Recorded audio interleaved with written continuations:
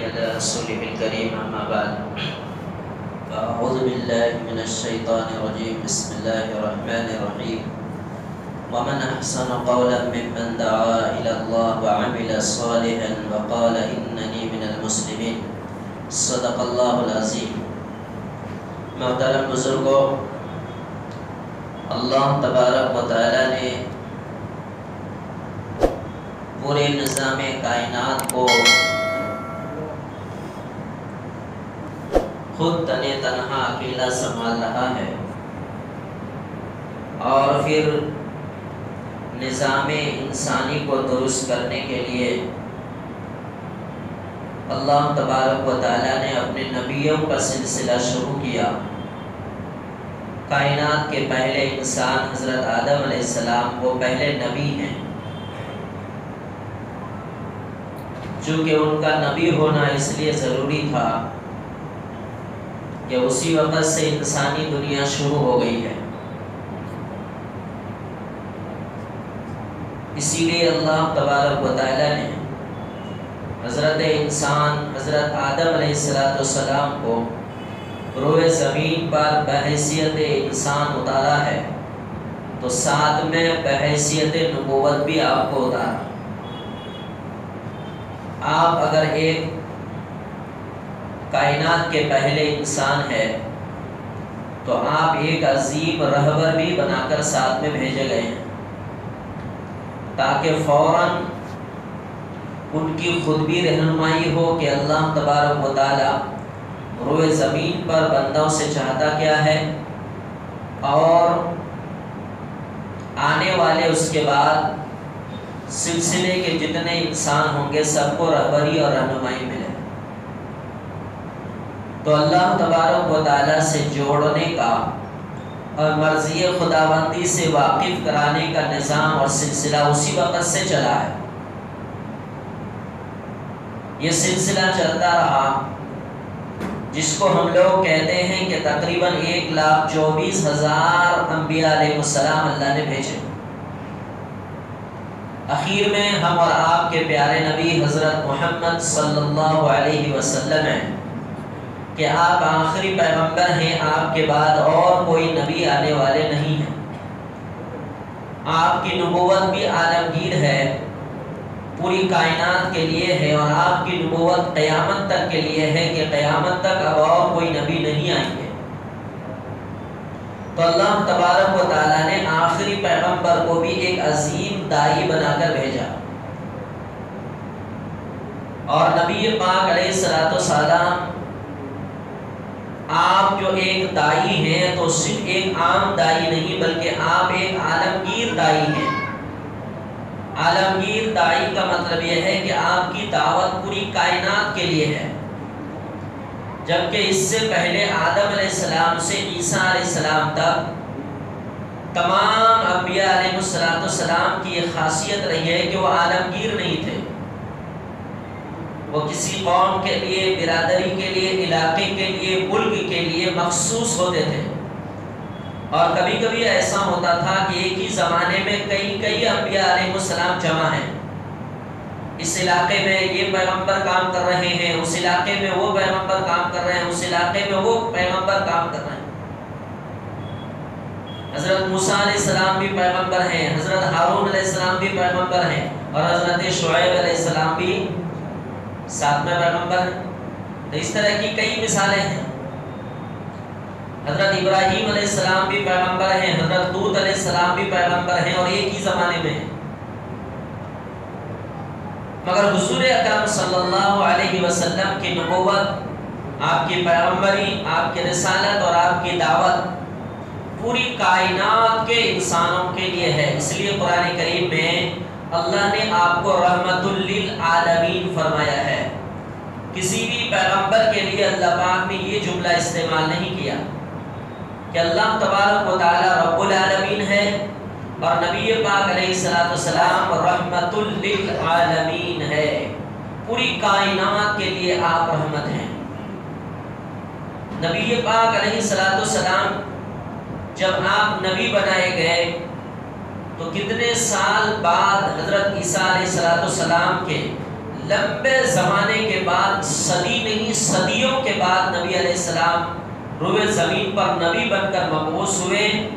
آپ اگر کتابیں پڑھیں گے، پڑھتے بھی ہوں گے یا سنے ہیں آپ کہ زمانہ جاہلیت سے کتنا بھر گیا تھا، چھوٹی چھوٹی باتوں پر کیسے 100 سال تک لڑائی چلتی تھی۔ لڑائی کرنا ایک عام بات تھی، کوئی مشکل کام نہیں تھا۔ کون زندہ رہے، کون مر جائے، کون کٹ جائے، کون زخمی ہو جائے، کوئی لنگڑا ہو جائے، کسی سے کوئی مطلب نہیں تھا، بس لڑائی کرنی ہے۔ ایسا دور چل رہا تھا۔ نبی پاک علیہ السلام کو اللہ تبارک و تعالیٰ نے نبی بنا کر مبعوث کیا، تو دعوت کا کام کہاں سے شروع کریں؟ قرآن کریم میں اللہ تبارک و تعالیٰ نے ارشاد فرمایا، نبی جی دعوت کا کام اپنے گھر سے شروع کیجیے۔ حضرت عبداللہ بن عباس رضی اللہ عنہما فرماتے ہیں، جس کو مفسر قرآن نبی کے زمانے میں ہی لقب دے دیا گیا تھا کہ قرآن کی تفسیر کرنے والا بہترین صحابی ہے، حضرت عبداللہ بن عباس رضی اللہ تعالیٰ۔ جب قرآن کریم کی یہ آیت نازل ہوئی، وَأَنذِرْ عَشِيرَتَكَ الْأَقْرَبِينَ، کہ نبی جی آپ اپنا کام اپنے گھر سے شروع کیجیے۔ دیکھیے دعوت کا انداز، اپنے گھر سے، اپنے قریبی لوگوں سے، اپنے قریبی رشتہ داروں سے، اپنے پہچان کے اور اپنے قریب میں رہنے والے خاندانی اعتبار سے، نسلی اعتبار سے ان سے کام شروع کیجیے۔ اس سے ہم اور آپ کو کیا پیغام ملا؟ ہم اور آپ بڑے زور شور سے یہ بیان کرتے ہیں اور بیان سنتے ہیں کہ نبی کی دعوت کا طریقہ یہ تھا، تو نبی کی دعوت کا طریقہ ہمارے لیے بھی ہے۔ ہم خود کوشش کرتے ہیں کہ جی دوسروں کو دعوت دیں، پتہ چلا کہ نہ میری زندگی کی راہ صحیح ہے، نہ میرے گھر والوں کی زندگی کا رخ صحیح ہے، خاندان اور رشتہ دار تو دور کی بات، بڑے بڑے داعی ہیں، زمانے سے قرآن حدیث سنت و سیرت و سنت کی بات کرتے ہیں، مگر پتہ چلا کہ گھر میں دین نہیں ہے۔ گھر کے افراد جن کو یہ کما کر لا کے کھلاتے ہیں ان کی زندگی میں دین نہیں۔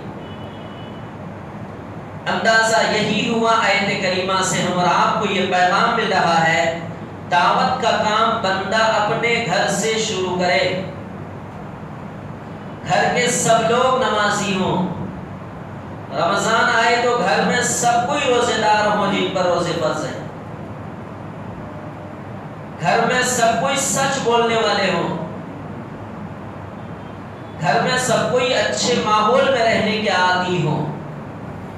تو یہ ہم اور آپ کی ذمہ داری بنتی ہے کہ جن کے جو ہمارے ماتحت میں ہیں ہم ان کو کم از کم اپنی نگاہ میں اور اپنی نگرانی میں رکھیں۔ کیوں یہ رونا رویا جاتا ہے کہ جی ارتداد کی لہر خوب پھیل رہی ہے، لوگ مرتد ہو رہے ہیں، لڑکیاں مرتد ہو رہی ہیں، لڑکے مرتد ہو رہے ہیں۔ کیوں مرتد ہو رہے ہیں؟ بیٹا میرا، بیٹی میری، بچپن سے پال پوس کر بڑا میں نے کیا، کھلا پلا لکھا پڑھا کر جوان میں کیا، مجال ہے بھاگ جائے گا، ایک مرتبہ پتہ چلے پھانسی لگا دو اس کو۔ اگر اتنا رو بھی نہ رہا باپ کا تو پھر باپ بننے کا مطلب کیا ہے؟ بچپن سے پالا کیوں؟ پھر مطلب یہ ہے کہ تربیت میں باپ کی کمی ہے، ماں باپ نے وہ توجہ کردار ادا نہیں کیا جو بچوں کے ساتھ ادا کرنا چاہیے تھا، یہی مطلب ہوتا ہے۔ مجال ہے کہ بچے یہ زبان پر بول کر نکل جائیں گے، دین چھوڑ دیں گے، ایمان چھوڑ دیں گے، اسلام چھوڑ دیں گے۔ نبی پاک علیہ السلام کی سیرت میں پڑھیں گے آپ کے اخلاقی پہلو کو، کہ آپ نے کبھی کسی کو مارا نہیں، مگر آپ ہی حدیث میں خود ارشاد فرماتے ہیں کہ اپنے گھر والوں پر سے لاٹھی مت اٹھانا، ان پر سے لاٹھی کو مت اٹھانا، یعنی مت دور کرنا، لاٹھی ٹانگ کر رکھنا۔ وہ نبی جو کبھی کسی پر تھپڑ تک نہ اٹھایا، وہ کہتے ہیں گھر والوں کے لیے لاٹھی ٹانگ کر رکھو، لٹکا کر رکھو۔ کیا مطلب ہے اس کا؟ اس سے اندازہ ہوا کہ والدین کا کردار ایسا بھی ہونا چاہیے۔ تو دعوت کا کام کہاں سے شروع کریں؟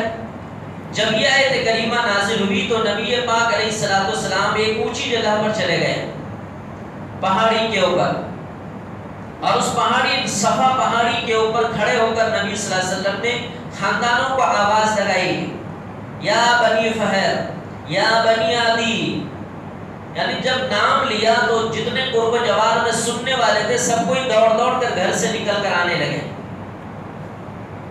ایک بات اگر میں آپ کی معلومات کے لیے بتاؤں، زمانے سے میں یہ حدیث پڑھ رہا ہوں، آپ بھی زمانے سے یہ بیان سن رہے ہیں، آج میں نے ایک تازہ ترین بات پڑھی ہے، وہ یہ ہے کہ جو لوگ گھر میں معذور تھے، جو لوگ گھر میں معذور تھے وہ نہیں آ سکتے تھے، تو اس نے اپنا نائب بھیجا سننے کے لیے، اس نے اپنا نائب بھیجا باضابطہ سننے کے لیے کہ جہاں آواز لگائی گئی ہے، کوئی میٹنگ چل رہی ہے، آواز لگائی گئی ہے، سنو وہاں پر کیا بات ہوئی، مجھے آ کے بتانا۔ اس سے اندازہ ہوا کہ اس اعلان کا کتنا اثر تھا، اس اجتماع کا کتنا اثر تھا، اس آواز میں کتنی کشش تھی کہ جو نہیں آ سکے، جو معذور تھے، انہوں نے اپنا نائب بھیجا ہے سننے کے لیے۔ اور پھر پوری کہانیاں آپ حضرات کو معلوم ہے کہ اگر میں یوں کہوں کہ ایک لشکر حملہ آور ہونے والا ہے وغیرہ وغیرہ، مگر آپ کے گھر سے مخالفت بھی شروع ہوئی، سب کے چچا نے مخالفت کی، باقی لوگوں نے جو کہا سو کہا۔ ابو لہب نے کیا کہا، تبت لک الہذا جمعتنا، تیری ہلاکت اور بربادی ہو، اسی لیے تم نے جمع کیا ہے ہم کو یہاں پر، اسی لیے جمع کیے۔ یہ جملہ اللہ کو اتنا ناپسند آیا، اللہ کے غضب میں اتنا جلال آیا کہ اللہ تبارک و تعالیٰ نے ان کو پوری طرح سزا دی کائنات میں۔ پچھلے جمعے یا اس سے پہلے جمعے میں اس پر تفصیل سے بات ہو گئی تھی کہ ابو لہب کو اللہ کی طرف سے سزا کیسے ملی ہے، رونگٹے کھڑے ہو جائیں گے۔ اللہ نے چھوڑا نہیں، جو بھی نبی کی شان میں گستاخی کرے گا، نبی کی آواز کو دبانے کی کوشش کرے گا، چہرے نبوت حسین خوبصورت چہرے کے طرف، زندگی کی طرف کوئی انگلی اٹھائے گا تو اللہ نے کسی کو چھوڑا نہیں ہے۔ میں 2-3 نام لیتا ہوں، خالی بیچ میں بات آ گئی تو۔ تسلیمہ نسرین کا نام سنے کسی نے؟ وہ کہاں ہے ابھی؟ صفحے ہستی سے اللہ مٹا دیتا ہے، پیپر کے 9/11 پیج میں بھی نہیں آتا، چھوٹا سا ایڈ بھی 2 لائن کا نہیں آتا۔ اور بات کرنے چلی تھی کس کے اوپر؟ امام الانبیاء کے اوپر، حضرت عائشہ کے اوپر۔ دوسرا نام سلمان رشدی کا نام سنے آپ نے؟ وہ بھی کہاں ہے؟ نام و نشان اللہ مٹا دیتا ہے، یہ بھی پتا نہیں کہ وہ ٹھہرا کہاں ہے، رہتا کہاں ہے، کھاتا کیا ہے۔ تیسرا نام بتاؤ، وسیم رضوی، وہ بھی کیا کر رہا ہے؟ اللہ کتوں جیسی موت دیتا ہے، پوری طرح اللہ پاک سزا دیتا ہے۔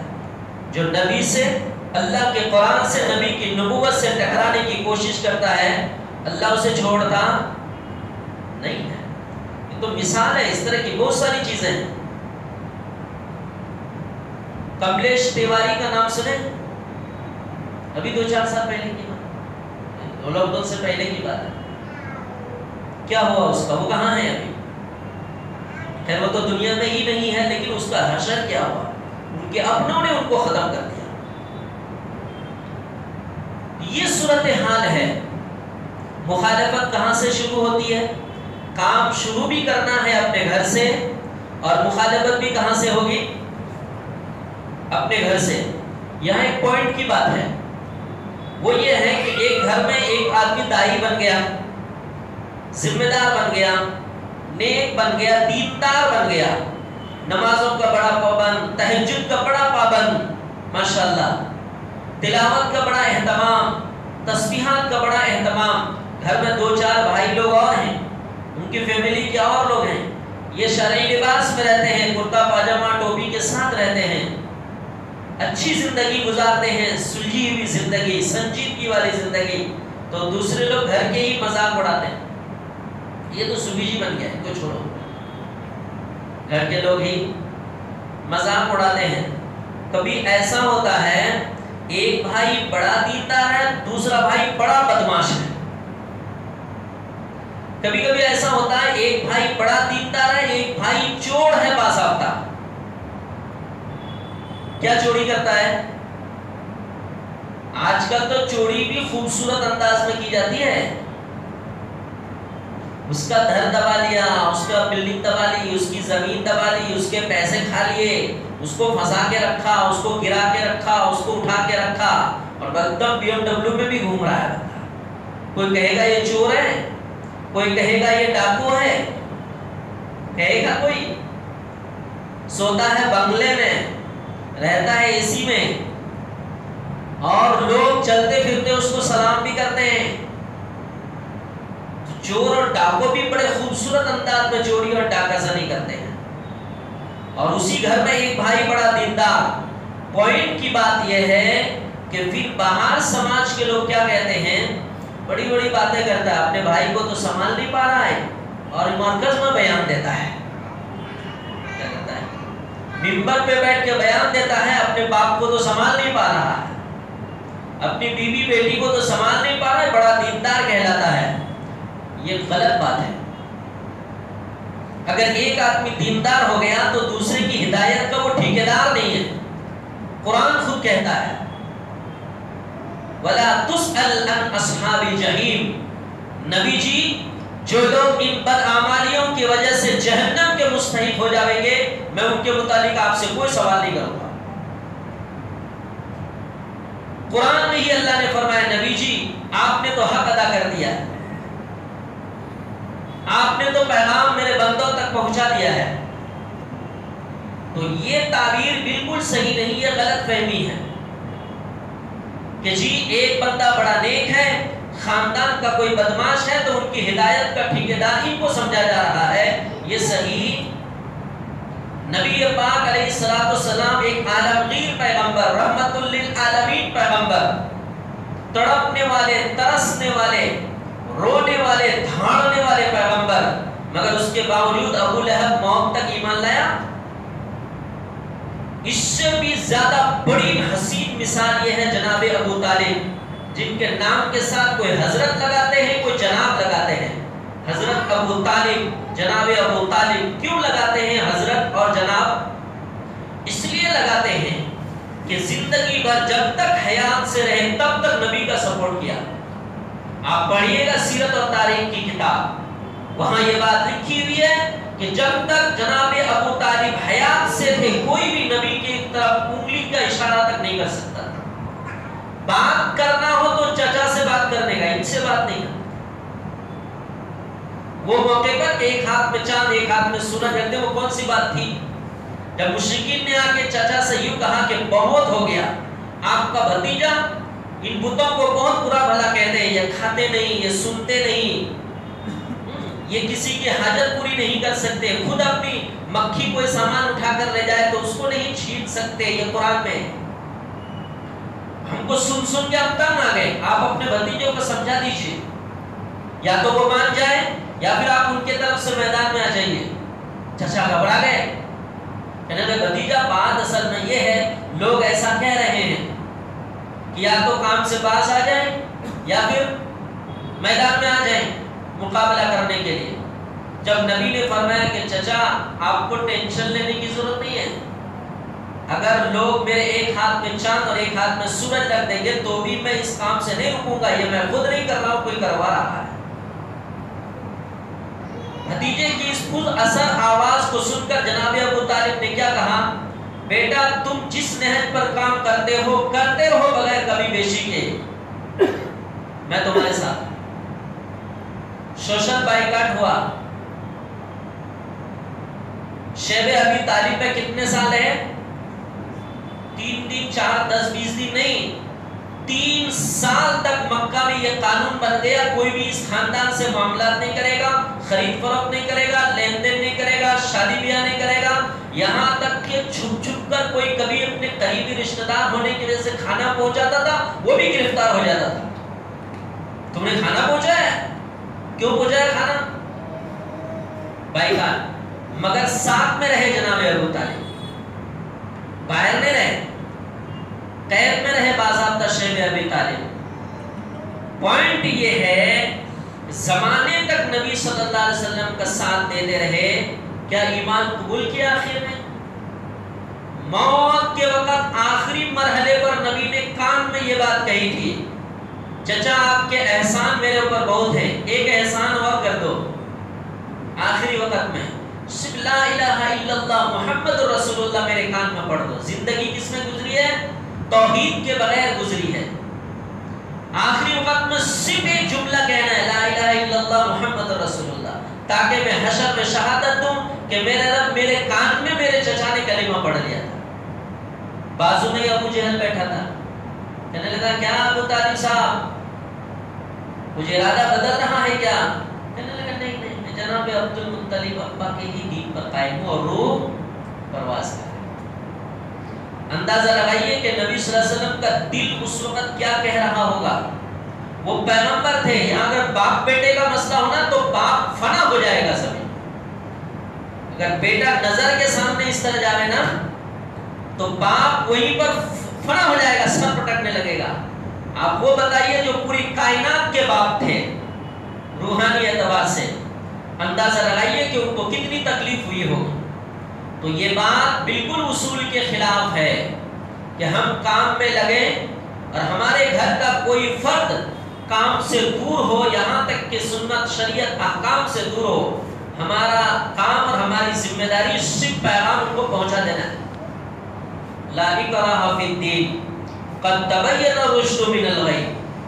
کسی کے لیے بھی غیر مسلم سے لے کر عام سے عام بے گنہگار مسلمان تک اکراہ کسی کے اوپر نہیں ہے، اس لیے کہ ہدایت ظاہر ہو چکی ہے، ضلالت سے نکل خوب ظاہر ہو چکی ہے۔ بالکل یہ بات نہیں ہے کہ آدمی سمجھ نہ سکے گا۔ تو اس کو کہتے ہیں دعوت کی صفت جو نبی پاک علیہ السلام کو اللہ تبارک و تعالیٰ نے دی ہے۔ حجۃ الوداع کے موقع پر نبی پاک علیہ السلام اپنی اونٹنی پر تشریف فرما ہے، آپ نے ایک لمبا خطبہ دیا۔ اب دیکھیے گا کبھی اگر یوٹیوب میں بھی آپ سرچ کریں گے حجۃ الوداع کا خطبہ تو کبھی اس کو پورا سنیے، عربی بھی ہے، اردو بھی ہے، ترجمہ بھی ہے، کہ کتنی باتیں آپ صلی اللہ علیہ وسلم نے ذکر کی ہے۔ یہ سننے کی چیز ہے، ہم گھنٹوں کوئی چیز سن جاتے ہیں، لیکن کبھی ٹارگیٹ لگا کر نا ان چیزوں کو سننا چاہیے۔ تو نبی پاک علیہ السلام نے بڑی لمبی تقریر کرنے کے بعد آپ نے ایک بات یہ کہی تھی، حل بلغت، کیا میں نے اللہ کا پیغام اے لوگوں تم لوگوں تک پہنچا دیا؟ مشہور بات ہے، ہم اور آپ بار بار بولتے پڑھتے سنتے ہیں، کیا میں نے پہنچا دیا؟ آپ اندازہ لگا سکتے ہیں اس وقت مجمع کتنا تھا؟ کتابوں میں لکھا ہے 1,44,000 کا مجمع تھا۔ کتنا؟ مائک ساؤنڈ سسٹم تھا، کیسے پروانے کے طرف اس مجمع میں لوگ کھڑے تھے، ہم اور آپ سوچ بھی نہیں سکتے۔ جتنا بھی ہم دعویٰ کریں عشق نبی کا، اس کا عشر عشیر ایک حصے کا حصہ بھی ہم نہیں لا سکتے کہیں سے لوٹ کر۔ 1,44,000 کے مجمع میں تقریر ہو رہی ہے بغیر مائک کے، یہاں کی بات پیچھے پہنچا رہے ہیں، پیچھے والے پیچھے پہنچا رہے ہیں، اور ایک گھڑی میں پورے مجمع میں آواز پہنچ گئی۔ 1,00,000 1,50,000 کا مجمع کوئی معمولی ہے؟ یا تو مسجد بھری رہے، میں یہاں بات کروں تو وضو خانے میں آواز نہیں جائے گی۔ لیکن اللہ ہی نے اس دین کو مکمل کیا ہے، اللہ ہی نے اس دین کو کائنات کے گوشے تک پہنچایا ہے۔ تو نبی نے کیا فرمایا، حل بلغت، کیا میں نے اللہ کا پیغام تم تک پہنچا دیا؟ تو لوگوں نے کیا جواب دیا، نشہد انک قد بلغت الرسالہ، نبی جی ہم گواہی دیتے ہیں دل سے کہ آپ نے رسالت کو پہنچا ہی نہیں دیا بلکہ آپ نے اس کا حق ادا کر دیا۔ وَأَدَّيْتَ الْأَمَانَةَ، اللہ نے جو آپ کو دین اسلام ایک امانت کے طور پر دیا تھا آپ نے مکمل ادا کر دیا۔ وَنَصَحْتَ الْأُمَّةَ وَنَصَحْتَ الْأُمَّةَ، اور امت کی خیر خواہی اور بھلائی کے لیے جتنے بھی طریقے ہو سکتے تھے نبی جی آپ نے سارے طریقے بتا دیے ہیں امت۔ یہ بڑا بھاری جملہ ہے، حالانکہ کوئی بھی جملہ آسان نہیں ہے، لیکن کوئی چیز کبھی دل کو لگ جاتی ہے، کبھی مجھے بولتے ہوئے لگ جاتی ہے، کبھی آپ کو سنتے ہوئے لگ جاتی ہے۔ وَنَصَحْتَ الْأُمَّةَ، اور آپ نے امت کی خیر خواہی کا حق ادا کر دیا. آپ نے جنت میں جانے کے لیے جتنے طریقے بتائے ہیں نا، یہ امت آسانی سے جنت میں جا سکتی ہے، آسانی سے جنت میں جا سکتی ہے. اتنے طریقے نبی پاک علیہ السلام نے. تخت شاہی پر بیٹھ کر حکومت چلانے کا طریقہ، میدان جنگ میں سپہ سالار کا نظام، گلی میں بھیک مانگنے کے لیے جھولا اور کٹورا لے کر چلنے کا طریقہ سب بتا دیا. شاہی شہنشاہی انداز کی زندگی گزارنے کا طریقہ، وہاں سے لے کر پیشاب اور پاخانہ کرنے کا طریقہ تک بھی بتا دیا، کوئی چیز باقی نہیں. کنگھی کرنے کا طریقہ، سرما لگانے کا طریقہ، نہانے کا طریقہ، کھانے کا طریقہ، سونے کا طریقہ، جاگنے کا طریقہ، ٹوائلٹ باتھ روم کا طریقہ، مسجد میں آنے جانے کا طریقہ، گھر میں داخل ہونے باہر نکلنے کا طریقہ، بازار جانے وہاں سے نکلنے کا طریقہ، راستے میں جائیں گے تو سفر کا طریقہ. آپ کوئی بھی ایک جز اٹھا لیجیے جو چھوٹی ہوئی ہو.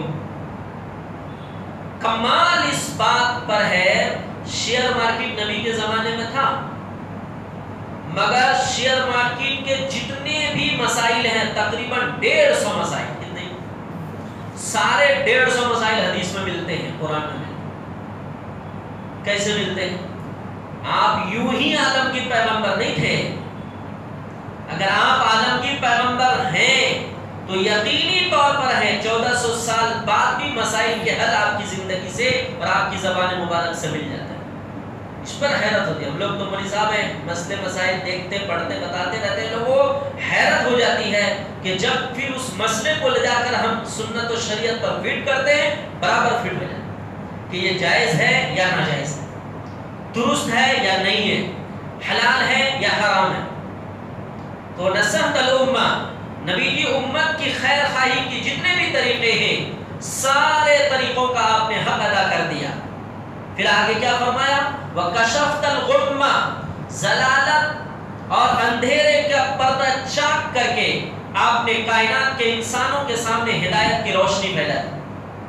کتنی ضلالت تھی ہم اور آپ سوچ نہیں سکتے، لیکن نبی نے اپنے دل و جگر سے، اللہ نے آپ کو جو نبی بنایا اس پر ذرہ برابر آپ پیچھے نہیں ہٹے. کام آپ نے مکمل کیا ہے. ضلالت اور گمراہی کے کو چھانٹ کر آپ نے ہدایت اور نور کو کائنات میں آپ نے پھیلا دیا. یہ صحابہ کرام نے جب یہ جواب دیا تو نبی صلی اللہ علیہ وسلم نے 3 مرتبہ انگلی کو آسمان کی طرف اٹھایا.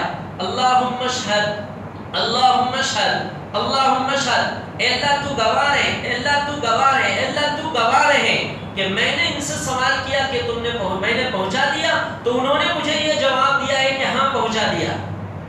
اس کے بعد آپ صلی اللہ علیہ وسلم نے بڑے پیار بھرے الفاظ میں ایک جملہ کہا، فَلْيُبَلِّغِ الشَّاهِدُ الْغَائِبُ، فَلْيُبَلِّغِ الشَّاهِدُ الْغَائِبُ.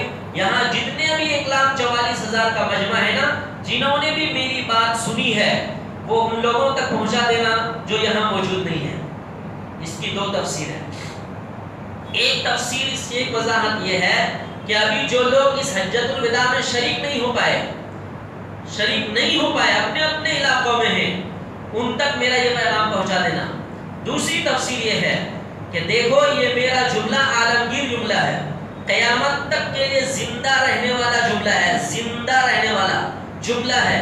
میرے اس جملے کو آگے بڑھاتے رہنا. میں نے آج جتنے پیغام تم کو دیے ہیں، میرے یہ پیغام قیامت تک آنے والے آخری انسان تک پہنچتے رہنا چاہیے. قیامت تک آنے والے آخری انسان تک میرا یہ پیغام کیا ہونا چاہیے؟ پہنچتے رہنا چاہیے. ابھی حدیث کا یہ ٹکڑا ہمارے سامنے ہے 2024 میں، 1444 سال کے بعد ہمارے پاس ہے یہ جملہ.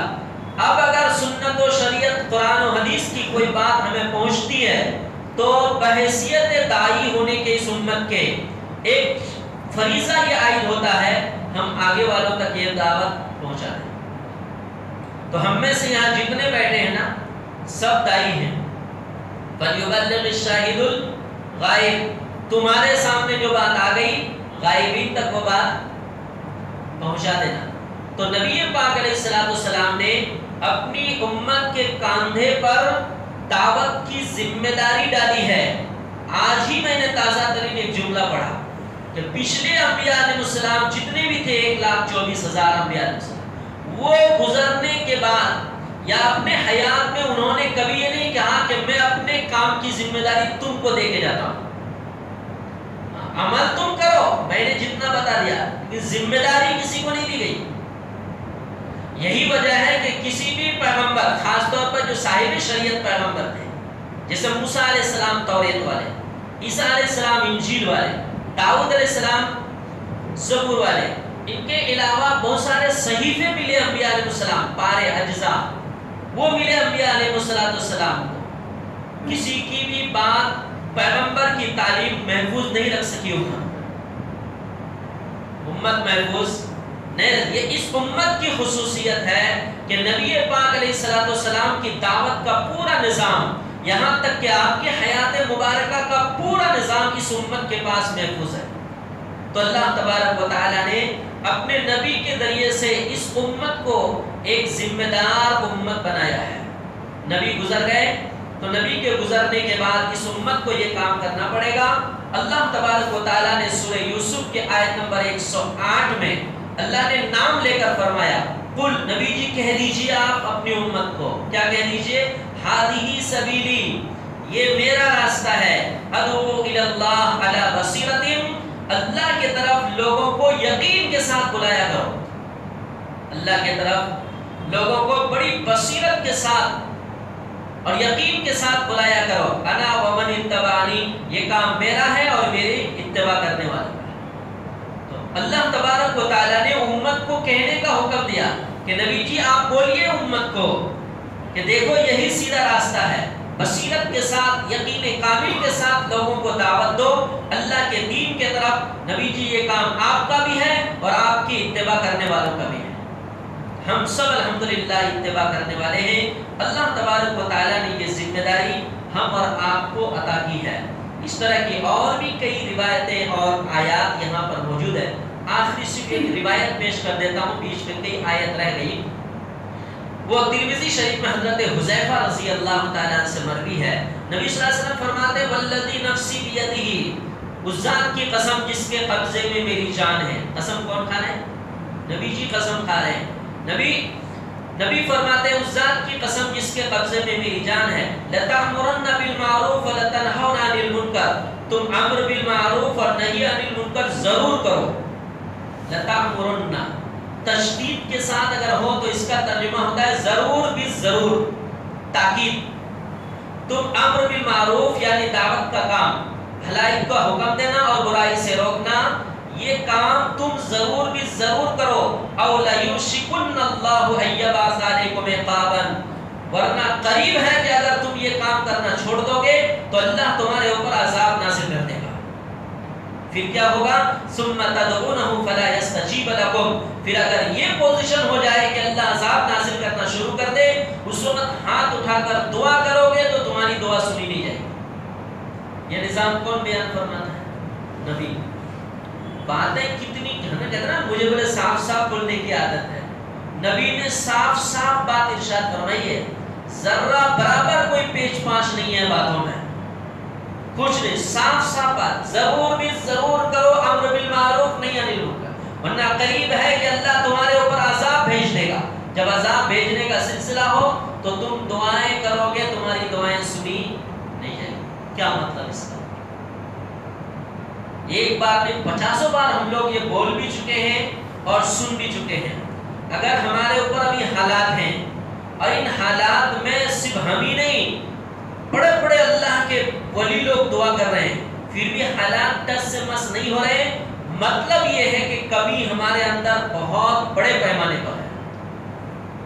مطلب یہی ہوا نا جس کا کچھ تو نتیجہ نکلنا چاہیے، تقریر کا، بیان کا، حدیث کا، قرآن کی آیت کا جو ہم بولتے ہیں، لچھے دار تقریر سے کچھ نہیں ہوتا ہے جب تک بندہ نصیحت نہ پکڑے۔